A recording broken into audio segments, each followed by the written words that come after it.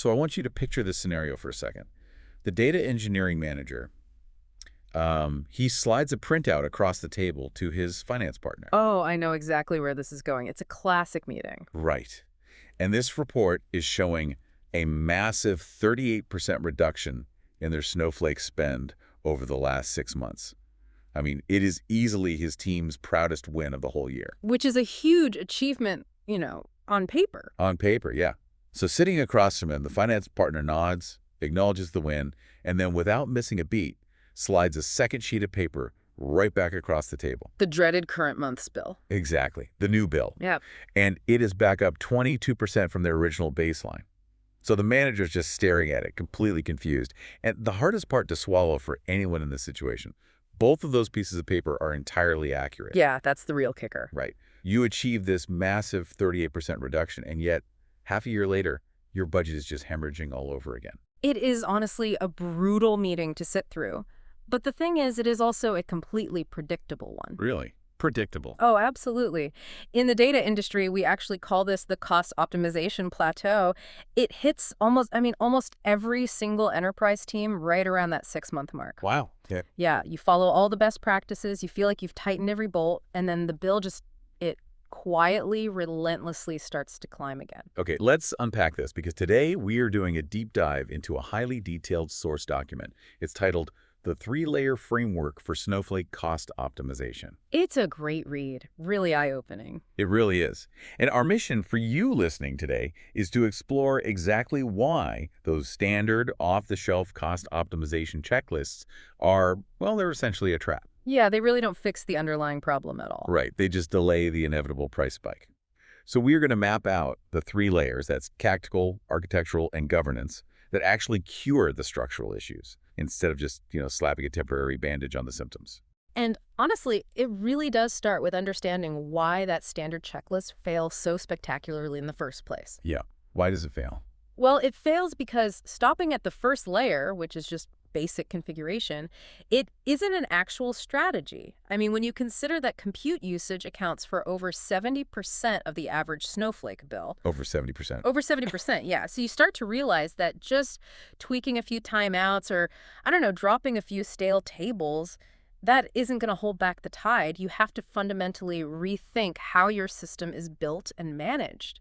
It feels exactly like a crash diet. Oh, that's a perfect analogy. Right, like you go on this extreme restrictive regimen, you drop the weight in 30 days, and you celebrate. You're like, I did it. Right, you're high-fiving the team. Exactly. Yeah. But because you didn't actually change your underlying lifestyle, like your daily habits, or in this case, your data architecture, the weight or the costs, just come right back the second your daily workloads start growing again. That is exactly it. The tactical layer is the crash diet.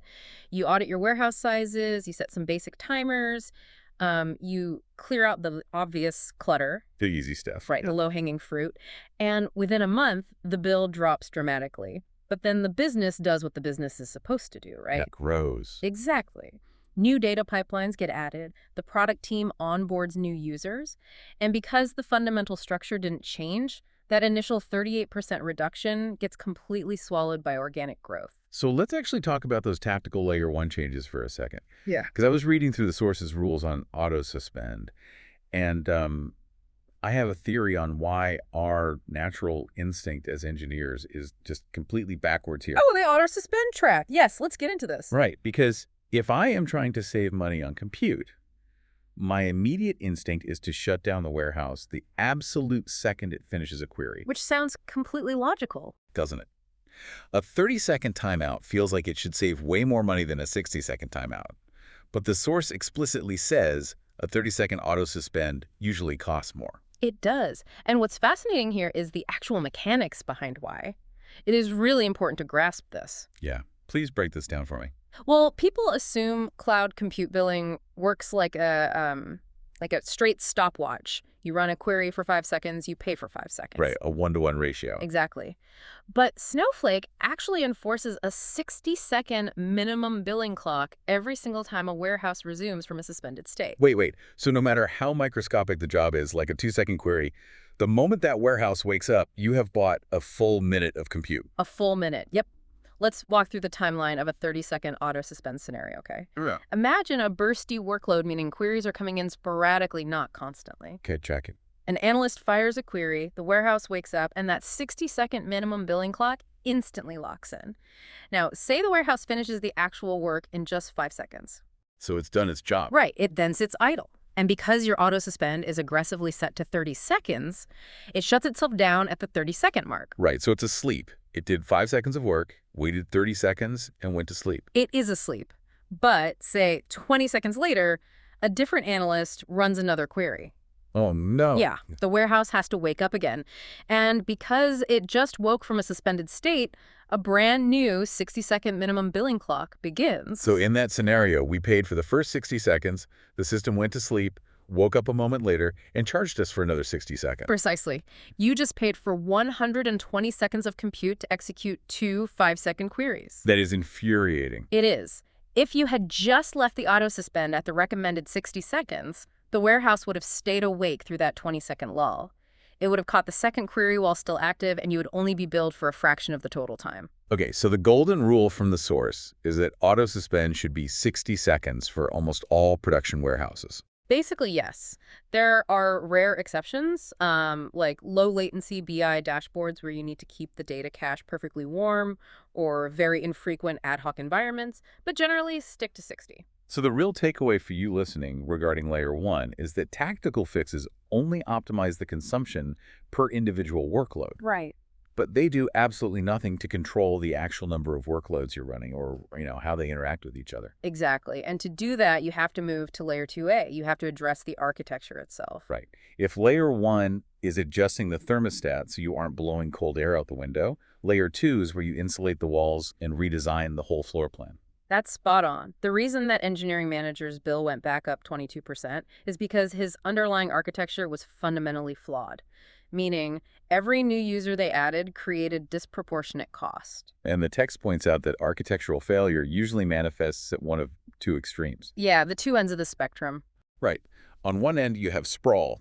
This is where a company has like 40 to 60 different compute warehouses running at maybe 10 to 20% utilization. Which is just a massive waste. Total waste. And it happens because every single department demands their own isolated sandbox, right, for control. But on the other extreme, you have overconsolidation. The monolith. Yes. The platform team wants a single pane of glass, so they just build one massive XXL warehouse and force every single process through it. And that overconsolidation creates massive bottlenecks. Here's where it gets really interesting. Oh, actually, wait, I'm stealing your line. Hey, go for it. But seriously, here's where it gets really interesting because the source brings up this case study from a consulting firm called Ninable. Right. They worked with a major off-road vehicle manufacturer. Yes. And this manufacturer was a textbook example of this overconsolidation problem. They really were. They deployed a single massive shared warehouse. And through that one warehouse, they were running heavy ETL transformations, the processes extracting and structuring all that raw data. The heavy lifting stuff. Right. But they were running that alongside their Power BI executive dashboards and dozens of analysts running complex ad hoc queries. All at the same time. All at the same time. They were all competing for the exact same compute resources. See, my instinct to fix a traffic jam like that is just to build a wider highway. Like if they are bottlenecking, why not just upgrade the warehouse from an XL to an XXL to handle the concurrency? Because a wider highway just means you are paying to maintain a massive amount of empty pavement for most of the day. Ah, right. Because demand isn't constant. Exactly. As the analyst team grew, they ran more parallel queries. And because the warehouse was shared, the platform team had to scale the entire monolith up just to keep the traffic flowing. Burning crazy amounts of credits. Incredible amounts. And not because the work itself was becoming more valuable, but just to manage the collision of totally different workload types. I mean, you wouldn't use a sledgehammer to hang a picture frame? Mm. So using an Excel warehouse to refresh a basic daily dashboard makes no sense at all. It doesn't. And the fix is a rigorous segmentation redesign. So you break the monolith apart. Exactly. In the manufacturer's case, they took those heavy ETL transformations and moved them to a dedicated warehouse that only spins up during specific nighttime processing windows, does the heavy lifting, and immediately shuts down. Clean and efficient. Very. Then they moved the interactive business queries over to a smaller multi-cluster warehouse. And multi-cluster is key here because it scales horizontally. Meaning it adds more small warehouses instead of one giant one. Right. It spins up identical small warehouses based purely on how many users are actively logged in and then spins them down when they log off. And the source gives a very concrete rule of thumb for this. It says you should segment your warehouse by workload type whenever concurrent workloads exceed 3 on a shared warehouse. Yes, 3 is the magic number there. Or if you look at your metrics and your utilization is perpetually stuck below 20% or constantly riding above 75%, that is the mathematical signal that your architecture is mismatched to your needs. But, even if you perfectly match your compute profile to the specific task, you might still find your bill slowly increasing. Which is terrifying. It is. And that introduces layer 2B. Ah, the phantom power drain. Yes. So think about leaving for a 2-week vacation. You turn off the lights, you turn off the AC, but you leave your massive home theater and 3 gaming PCs plugged directly into the wall. Just sucking up power. Exactly. They're silently draining electricity. In a Snowflake environment, those phantom drains are the serverless features. Yeah. And what makes them so insidious is that you don't even see them on your main warehouse compute dashboard. No, you don't. They are billed completely separately. Completely separately. And that separation of billing is exactly what hides them from most platform managers. Serverless features typically represent about 8 to 15% of a mature tenant's monthly bill. That's a decent chunk. It is. And the text notes that we are going to see this percentage grow significantly as teams start adopting Cortex AI. Right, because that integrates machine learning and large language models directly into Snowflake. Exactly. But the real danger here right now lies in the default on traps. Let's look at automatic clustering, because that seems to catch a lot of teams off guard. I mean, I understand the intent. It automatically organizes the data so queries run faster. Right. But the math on when to actually use it is brutal. It is. I mean, it is brilliant technology, but it is billed per reclustering operation in the background. And teams often just turn it on for their largest tables and walk away. Assuming it's just helping. Right. But if you have a massive table that is queried, say, fewer than 100 times a week, the compute credits the system spends. Constantly reorganizing that data in the background will almost always cost more than what you save in faster query scan times. So you are essentially paying a premium to meticulously alphabetize a massive filing cabinet that nobody ever actually opens. That is exactly what it is. Wow. And another massive phantom drain is time travel. Oh, this one hurts. Yeah. This is a data retention feature that lets you query historical versions of your data in case you need to roll back a mistake, right? Right.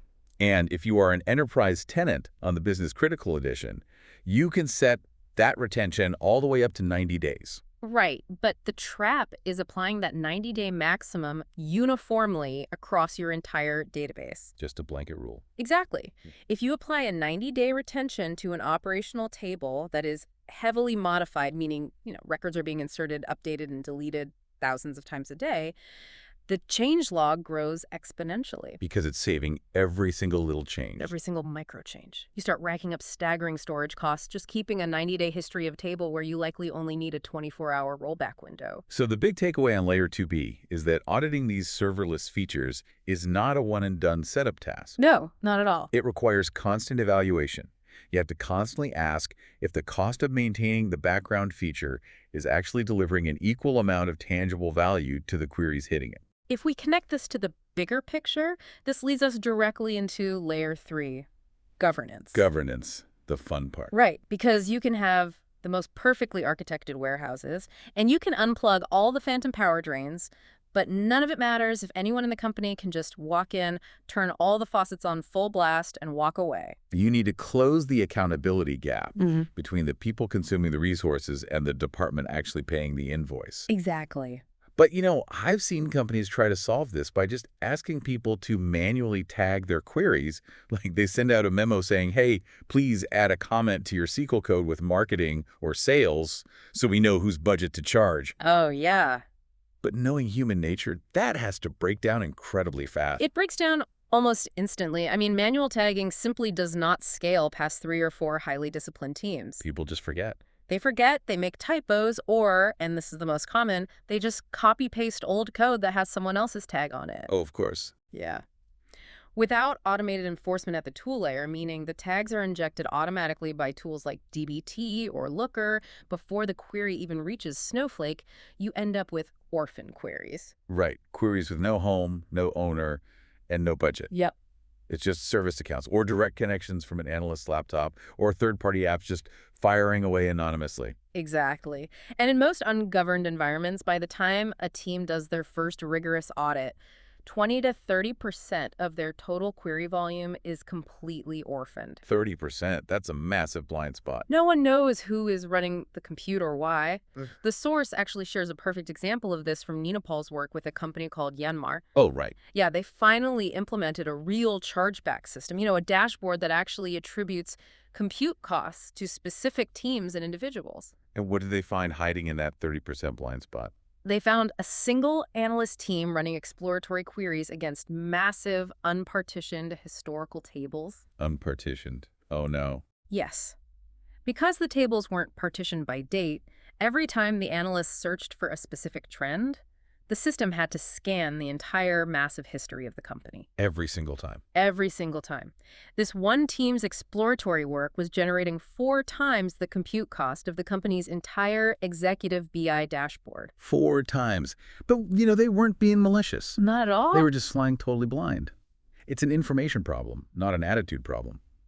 The analyst has no idea that hitting run on that specific query just cost the company $80. Exactly. They had no visibility into what their query patterns cost. But once that chargeback report went live, and the analysts saw the actual dollar amounts attached to their daily behavior, their query patterns changed within 2 weeks. 2 weeks. Yeah. Visibility drives accountability. When people see the cost, they start optimizing their own code. But governance isn't just about internal accountability, though. It's also how you govern your relationship with Snowflake itself, specifically around contracts. Oh, the contract lever. Right.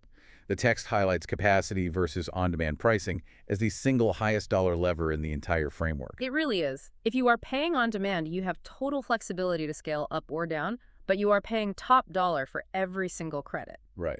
But if you pre-purchase credits through capacity pricing, you are making a financial commitment to Snowflake, and in exchange, you get a steep discount, typically between 15 and 25%. And the math on that is straightforward. I mean, if your company spends $20,000 a month, a 20% discount saves you nearly $50,000 a year. It's significant. But the mechanics of the risk are what make it tricky, right? Because unused credits expire. You commit to $1 million to get the discount, but if you only consume $700,000 worth of compute, that remaining $300,000 just vanishes into the ether. Which is exactly why projecting a baseline is so incredibly difficult. You aren't just forecasting steady-state usage, you are forecasting compounding data volume alongside whatever new initiatives the business might launch. So how do you know when to take the leap? Well, the threshold the source gives is that if you are projecting over $250,000 a year in spend, and your month-over-month usage is stable, pre-purchasing capacity is almost always the right move. Okay. But it requires a highly mature data team that can accurately model their 6-month consumption baseline. So let's fast forward. A team has optimized layer 1, they redesign their architecture in layer 2, they lock down layer 3 with strict chargeback governance and a perfectly modeled capacity contract. They did everything right. Everything right. The bill drops 50%, but then at month 6, the bill starts climbing again. This is that plateau we talked about at the very beginning. Yep, the plateau. So what does this all mean? Did they fail? It doesn't mean the team failed at all. It means the forces driving the bill have fundamentally shifted. At the plateau, you are no longer fighting misconfigurations or bad architecture. What are you fighting? You are fighting the fact that the business is alive. Data volume naturally compounds every single day. New teams are onboarding. You are experimenting with those new Cortex AI features. The growth is structural. Precisely. The business is doing what it's supposed to do. But that structural growth forces the hardest conversation in this entire optimization process. The dataset cost-to-value analysis. Oh, this is the toughest part. It is. We all know the famous Gartner statistic that 20% of your data assets drive 80% of your business value. But flipping that statistic reveals something terrifying. This raises an important question, doesn't it? It reveals that 5 to 10% of your data sets actively cost more to maintain than the business decisions they actually inform. Let that sink in. You are essentially spending $10 in compute and storage to make a $5 business decision. It makes no financial sense. None. And the neat-opal example of the dead QA tables illustrates this perfectly.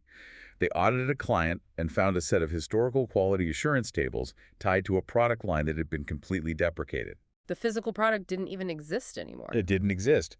Yet those tables were being kept alive in Snowflake, with full 90-day time travel retention and background automatic clustering actively draining credits. Unbelievable. And they were being queried fewer than 10 times a month by a single analyst doing, like, rare exploratory lookups. And the cost. The monthly compute and storage costs just to keep those dead tables highly available exceeded the cost of that analyst's entire ad hoc workload. Wow. They were spending a fortune to keep a ghost alive in the system. And the fix is so simple. You just archive that data to cheap cold storage like Amazon S3. Right. But nobody wants to be the one to pull the plug because everyone is terrified they might need it someday. Data hoarding. Exactly. Now, when you reach this level of complexity, hunting for ghost tables and orphaned queries, at what point does human auditing just fail? Like, when is it time to buy an observability platform like Select, Revify, or Cloud Zero? The source draws a very clear line in the sand for this. If your monthly Snowflake spend is below $30,000, you generally do not need a paid observability platform. It's manageable manually. Right. Your environment is small enough that a good engineer can build custom SQL dashboards to monitor anomalies. But once you cross that $30,000 a month threshold, the sheer volume of queries and tags outstrips human capability. You just can't keep up. You can't. At that scale, the real-time alerting, the automated anomaly detection, and the resource scanning those platforms provide will easily pay for their own licensing costs by catching spikes before they turn into end-of-month surprises. That makes total sense. So the core lesson for you listening is that a cloud data bill doesn't stop growing just because you ran out of obvious things to fix. It stops growing when you fundamentally transition your team's mindset. That's the real shift. You have to stop treating cost optimization as a, panic-induced incident response that you do twice a year and start treating it as a strict operational discipline. It has to be an ongoing system. A system that continuously monitors the tactical settings, audits the architectural flow, and enforces strict governance as the business evolves. Exactly.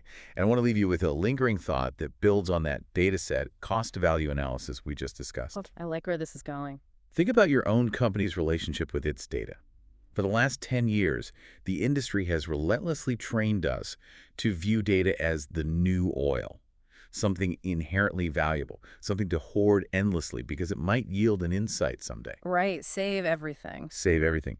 But what if, in the era of compounding cloud compute costs, data is actually more like uranium? Uranium, I love that. Yes, it is highly powerful, but it's also incredibly expensive, highly volatile, and dangerous to your budget to just store indefinitely without a specific functioning reactor to use it in. That is such a vivid way to put it. Going forward, maybe the mark of a truly mature data team isn't how much data they've managed to accumulate and save, but how much data they've had the courage to throw away. That is a profound shift in perspective and probably the hardest cultural hurdle for most teams to clear. It really is. Thank you for joining us on this deep dive into the true cost of cloud compute. As always, keep digging deeper and keep questioning the world around you.